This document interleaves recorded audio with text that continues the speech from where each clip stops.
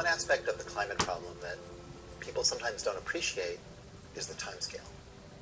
The fact that a large fraction of the carbon we're putting in the atmosphere will still be there thousands, even tens of thousands of years from now.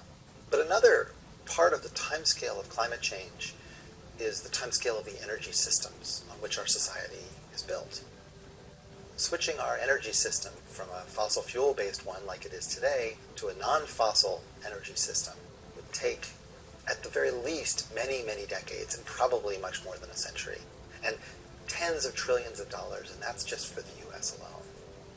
The numbers are just staggering. Many of us who have looked at the energy systems of the world and the climate system have a feeling that we may actually not be able to switch our energy system over in time to avoid the worst consequences of climate change.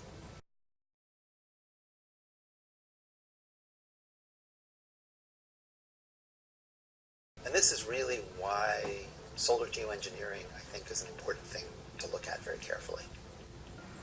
One of the reasons that people are so hesitant to have solar geoengineering is they think that that will lead us to do less in terms of curbing greenhouse gases. Countries have not been very aggressive in stepping forward in controlling these greenhouse gases. But let's assume that I even thought that this would affect things 1% in terms of the greenhouse gases that were reduced. I would still go ahead with solar geoengineering because I think that we're on a very unpleasant course and we have to do something about it. Solar geoengineering is the most promising technology that we have today. Solar geoengineering as a public problem brings together many of the ingredients that brought me into the research world in the first place. I'm interested in environmental problems because they're a site of innovation. They're a place where society comes to grips with the fact that we're not human beings alone. We live in a planet that has an environment and we're integrated into it. So here we have one of the most urgent environmental problems confronting humanity.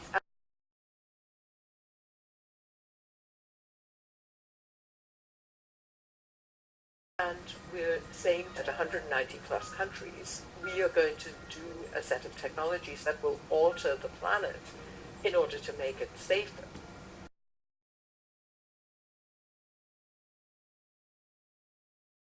But we have not devoted attention to the institutional structures that are now needed in order to respond to the challenges. We have to have global buy-in.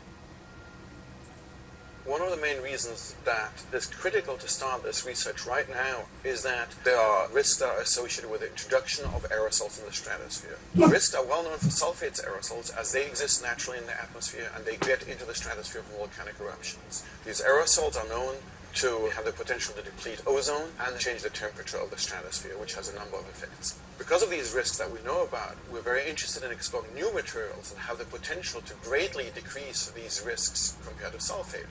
There's a number of materials that people have thought about, such as diamonds or calcite, titania, but as these are new materials for the stratosphere, we actually don't really know their reactivity. Hence, it is critical that we conduct experiments. We need to find out and try to quantify aspects as soon as possible. Because the worst scenario we want to be in is that in 10, 20 years down the road, we find ourselves in a situation where we say the rate of change from climate change is so big that the cost to humans and the environment is unacceptable. We are starting to be forced in a situation to do something to try and slow the rate of change.